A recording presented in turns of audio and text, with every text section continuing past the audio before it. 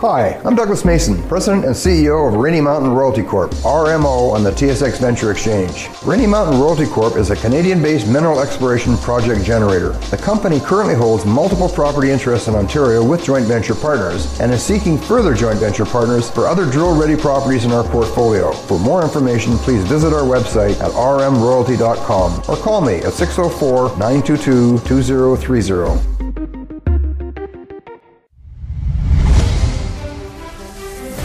Welcome to the Goddard Report.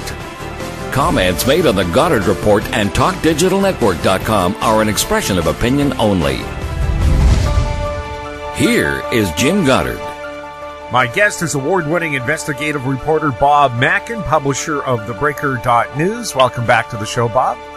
Thank you. Bob, the SNC-Lavalin hearings, it's interesting to see that the Prime Minister's former chief office boss gave his testimony but said he would decline giving sworn testimony. Does that mean what he told us is a political truth and not the real truth, the whole truth, and nothing but? I think Gerald Butts is trying to cover his butt. I think that this scandal goes even deeper, and maybe he's worried about the RCP becoming involved. The 5 former provincial and federal attorneys general wrote an open letter to the RCMP asking the RCMP to get involved and to investigate the Prime Minister's office, get to the bottom of this whole situation.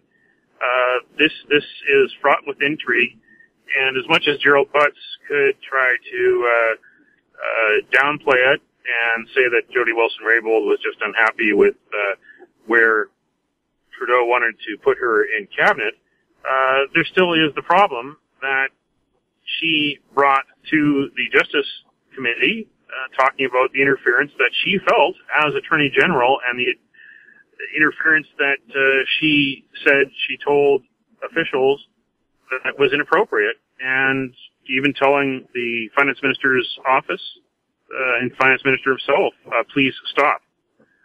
But Gerald Butts, going before the Justice Committee, did not seem very credible at many times, and I think that's a big problem, that this is not going to go away anytime soon, even though there's this spin, this talk that Trudeau's going to be changing his tactic and being more contrite.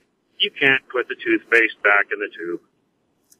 Also, wasn't his brand, I'm going to support women, I'm going to support Indigenous people, and of course, Raybould Wilson was Wilson-Raybould was the perfect package for him. Exactly. This is Justin Trudeau, who back in 2015 was touting real change. Well, Tom Mulcair and the NDP wanted change, but the Liberals were going to do things better and use the word better all the time, and they were going to do real change. And this was going to be politics, different kind of politics. They were going to revolutionize things. This was going to be everything that we've always wanted. We wanted transparency and accountability. This was going to be a 180-degree change from the Harper years. This was going to be collaborative, inclusive. This was going to be 21st century youth. This was going to be equality, diversity. This was going to be all that in a pack of chips. This is going to be Trudeau trying to be everything to everybody, but in recent months, everybody has been, in one way, shape, or form, pissed off by Trudeau.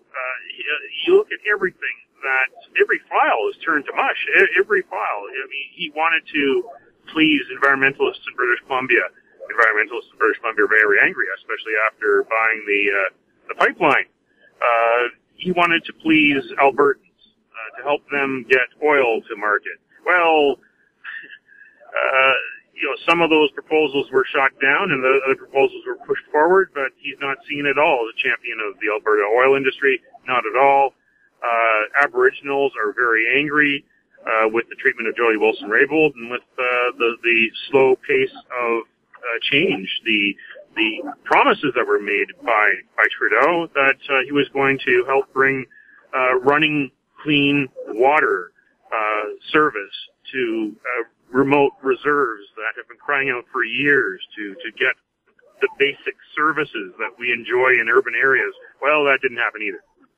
And of course, we've seen what's happened with cabinet, not only Jody Wilson-Raybould leaving, but Jane Philpott, who became the Treasury Board president, she left this week, and of course, a first-term MP from Whitby, Ontario, Cesar Chavin, she's decided to back it in and will not be running again.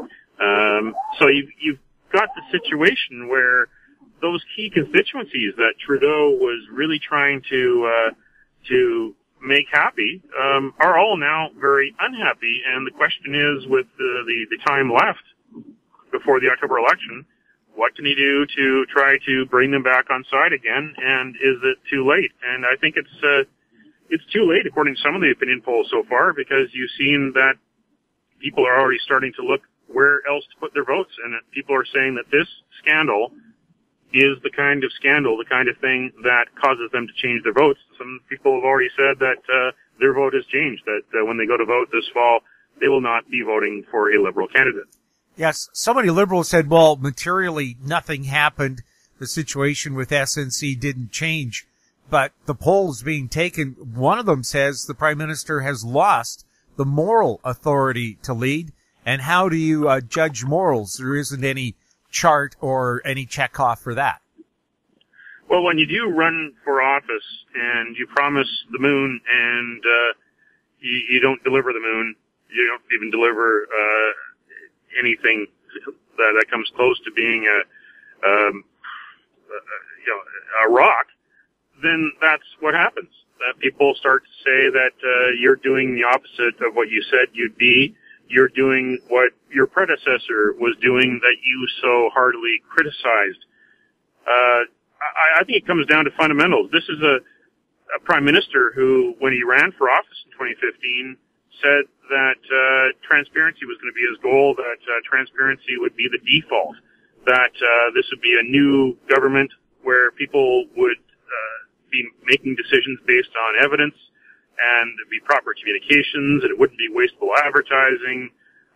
This would be a new kind of government, and that scientists would be free to speak their minds again and do their research, and that journalists would be able to get the information they need to get out of government without hassle, and that there'd be new laws to enshrine transparency. None of that has happened to any satisfaction of any of the groups that really want it, especially transparency. If you can't deliver on a transparency promise, too many politicians do come to power after promising transparency and don't deliver it. Well, if you can't deliver on the most basic, to let the taxpayers know how their money is being spent and who's making money off the backs of taxpayers, and you can't have the faith of the public that you're dealing properly with corporations that run afoul of the law and that you're not giving them special favors. If you can't promise the basics, and if you are looking like you are giving favors to those that have broken the law and those that have taken so many taxpayer dollars, then yeah, you've lost the moral authority to govern. You really, really have, because this scandal gets to the bottom of things. This is a scandal that has been years in the making. I even asked him on the campaign trail back in 2015 about SNC-Lavalin, about his blank check for transit funding, for transit infrastructure, and why he was going to put that much money on the table and at risk, especially when there's a company called SNC-Lavalin out of Montreal, which is where he's from, why he would do that in such a fashion and not have any new controls to prevent bad companies from getting our good money. He really had no answer for it. He just tried to pivot towards criticizing the NDP platform, criticizing the conservative platform, the conservative record. He really wasn't that interested then. And at that news conference where I quizzed him in 2015 in West Vancouver, the person standing behind him was Jody Wilson-Raybould. So you fast forward to January, February, and March of 2019, and you see that he really had no plan. It was all about typical politics. You got politicians spending lots of other people's money to build monuments to themselves, for photo ops, to try to push the jobs and economy narrative, and they don't care about the value for money for the taxpayer, and they don't care necessarily for ensuring that those who do the work for government, being paid public money, are doing it with the value of the taxpayer in mind and making sure that there is no corruption whatsoever. Now, SNC-Lavalin has said that it has gotten rid of the bad apples and it has changed its ways and turned over a new leaf. That's all fine and dandy for them to say. I'd like to see some proof of that. One thing they did do this week is sue one of their ex-CEOs, Pierre Duhaime, who was recently in court in Quebec pleading guilty to a charge of influencing public officials to commit corruption. They're trying to recover millions of dollars that they say that Pierre Duhaime and other executives from SNC-Lavalin used for their corrupt activities and profited from the corrupt activities. Well, that's nice to see that the company is moving forward in that fashion. But at the same time, what we have here is this scandal whereby the public is rapidly losing faith in the officials that they were told back in 2015 would be doing a better job of handling that money and doing these projects, because Justin Trudeau always said he was better than Harper and the Conservatives, and people right now are wondering why they put their faith in Justin Trudeau when he seems to be just cut from the same cloth. We'll have more on the SNC Secrets Not Cleared scandal when we return with Bob Mackin. Media recognition from Bloomberg, Reuters, recycling trade publications, patented process for 100% recovery of critical metals, including cobalt, lithium, nickel, manganese, aluminum. American Manganese is focused on recycling lithium-ion batteries for electric vehicles. American Manganese trades on the TSX Venture, AMY, the US, AMYZF, and Frankfurt 2AM. For more information, visit AmericanManganeseInc.com or phone me, Larry Ray, at 778-574-4444. Hi, I'm Douglas Mason, President and CEO of Magnum Gold Corp, MGI and the TSX Venture Exchange. A 2015 drill program on the LH property intersected several high-grade gold intersections, including 11 meters of 20.66 grams per ton gold. Additional drill targets on the LH property have been identified by a 2018 drone airborne magnetic survey to further evaluate a pyrrhotite-enriched gold-bearing system. Please visit our website at magnumgoldcorp.com. Welcome back to the Goddard Report. We're speaking with Bob Mackin. Bob, what's the BC connection to the SNC-Lavalin thing? Does it go into the former Premier's office? Oh, the BC connection to SNC-Lavalin pretty deep. Since really the 1990s, British Columbia has been a major customer of SNC-Lavalin. It's said that there may be as many as 1,000 people working for SNC-Lavalin in British Columbia. Right now, SNC-Lavalin is working on Site C. One of the major contractors at Site C. It is doing a contract over in Vancouver Island to finish up the John Hart generating station for BC Hydro. In recent years, it's had maintenance contracts for BC Ferries terminals.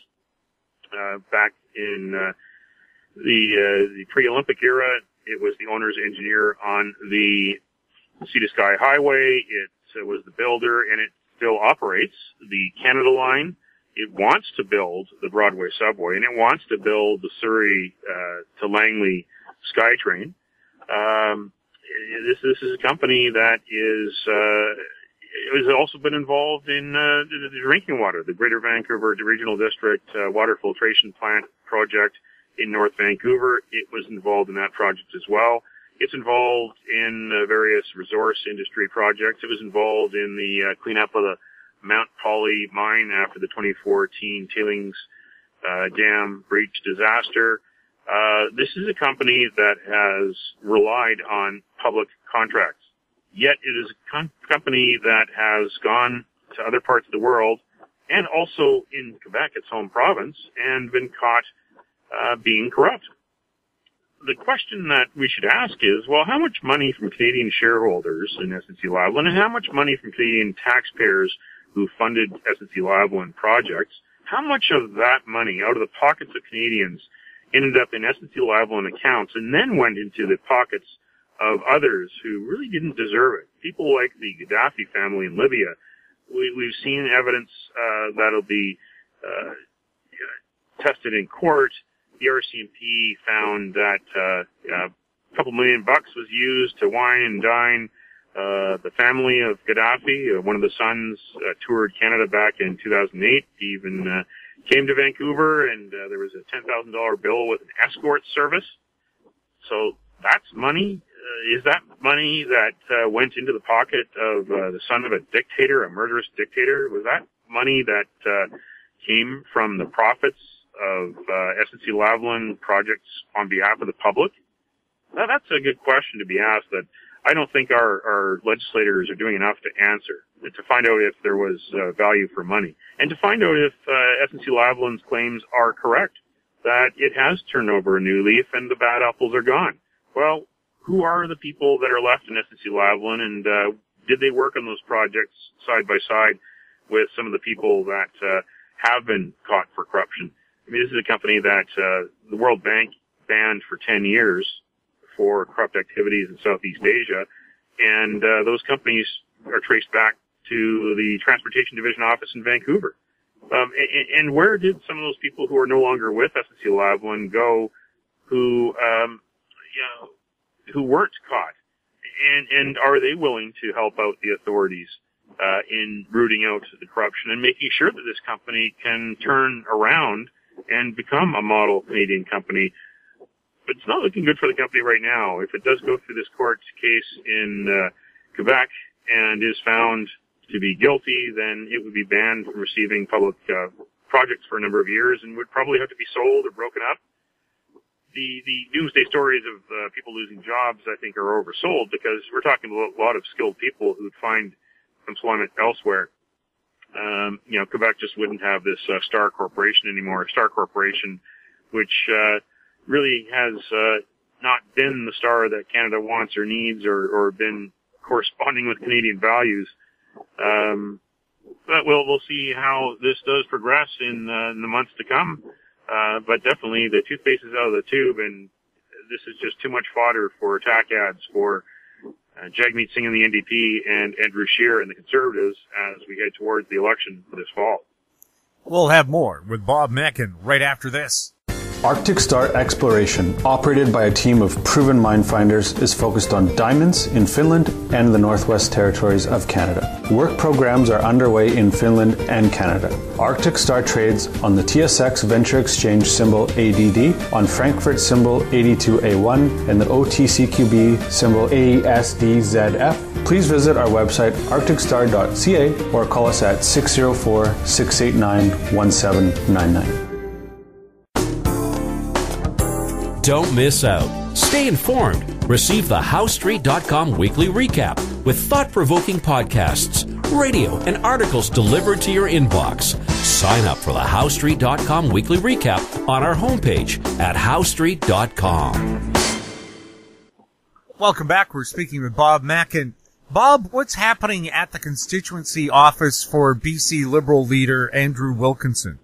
I wish he'd open up himself and tell us the story, because I found that he spent at least $44,000 from July 2017 through the end of September 2018, $44,000 in a digital marketing agency, a company called Motion Tide Media out of Parksville, which is run by a fellow named Joel Brenz, who has donated money to the BC Liberals in the past, is contracted for a little under $3,000 a month to provide a digital marketing plan, and not many details at all. And we'd like to know those details, especially because that's taxpayers' money, but because it goes through the legislature accounts, that means we have no right to actually get the documents about it, because the legislature for now is not covered by the Freedom of Information law.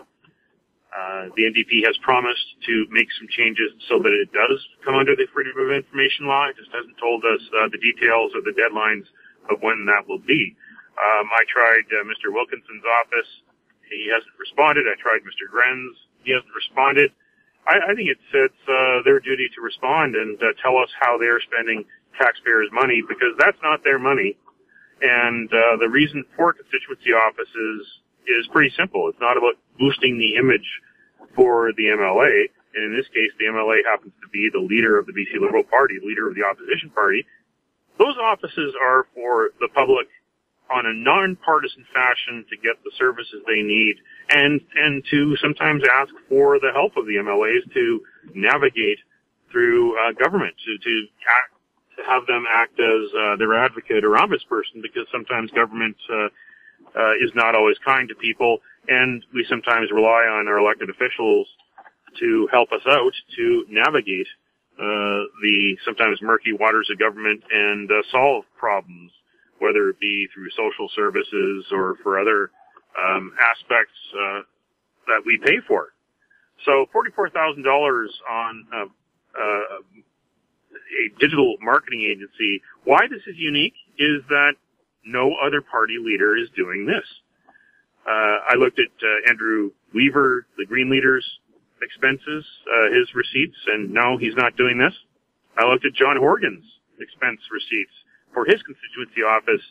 The closest I could find to John Horgan spending any money on multimedia or marketing agency was a $75 contribution once every quarter, along with all the other NDP MLAs, to a web company in Vancouver called Affinity Bridge to manage their websites, manage the content of the websites, and to maintain their websites. So it's $75 times 4, for John Horgan a year, so $300. He doesn't have a digital marketing agency. Now, John Horgan does have, through the Government Communications and Public Engagement Office. That is true. And he does have caucus communications. There are other budgets to communicate the Premier and the NDP government policies. Same thing goes for Andrew Wilkinson. There is money for caucus communications for the Liberal opposition. Absolutely, that's another expenditure which is covered by the legislature, which means we can't get our hands on all the documents, and someday we will.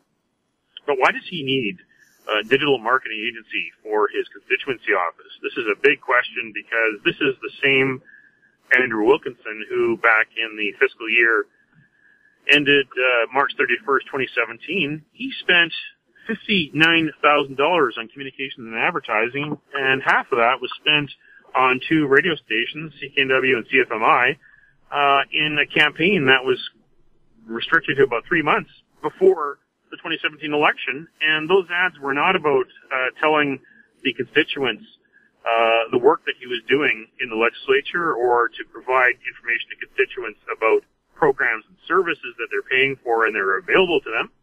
This was about Andrew Wilkinson getting on the radio, buying radio ads to talk about a government website which was supposed to be dealing with the housing crisis, affordability crisis, which was one of the major issues of the 2017 election. So he was essentially doing more campaigning on the public dime, but he was using money from his constituency office. The problem here is that there's no one to police the spending in the constituency office, even though there are rules for how MLAs can spend money from their constituency budget.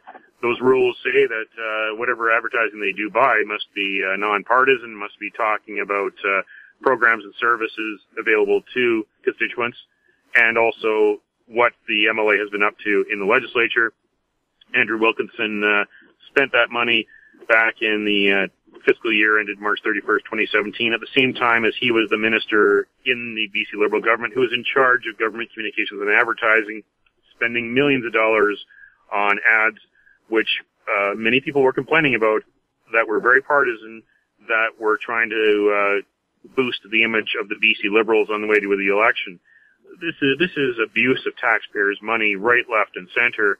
And I don't know how Andrew Wilkinson can be a credible opposition leader to go against the NDP and point to NDP misspending and overspending and wasteful spending when he can't get his own house in order, when he can't be a model opposition leader, when he can't be a premier in waiting. I think this is probably the biggest problem that the BC Liberal Party faces, is that it has not done enough to reform itself after being in power for 16 years and having so much baggage after 16 years. that it hasn't found a way to get new blood in there as quick as possible. It's got the same old tired faces. Andrew Wilkinson, even though he's in his second term as an MLA, he was in Gordon Campbell's office back in 2001. He was a deputy minister. He's a former president of the BC Liberal Party. He's the old guard. He's not a new face. I think the BC Liberals should look at their party and see what kind of big mistake they made last year by not choosing Diane Watts, the former Surrey mayor, as the leader. She was the only outsider in that race who had a chance, and instead they went with Andrew Wilkinson.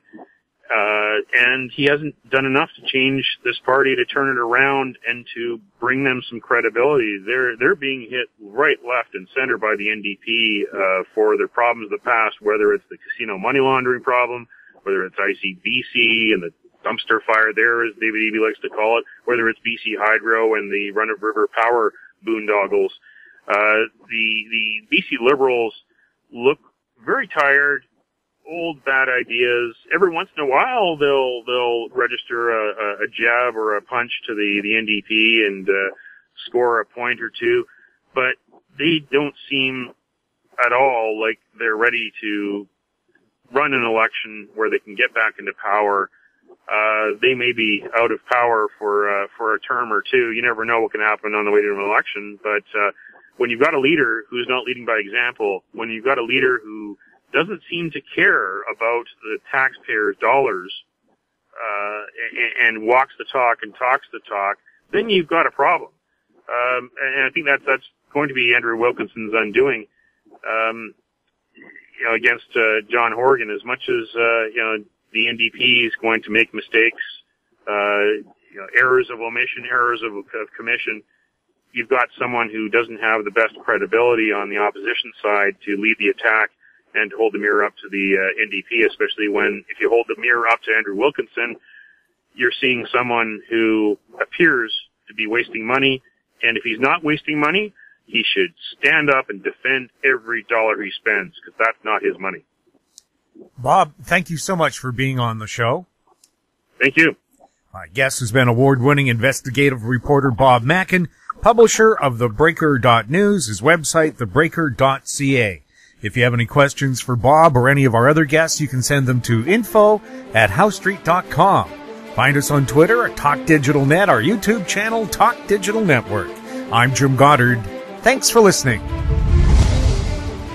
Comments made on the Goddard Report and TalkDigitalNetwork.com are an expression of opinion only. The Goddard Report is available online and mobile at TalkDigitalNetwork.com. The Goddard Report is a production of Howe Street Media Incorporated.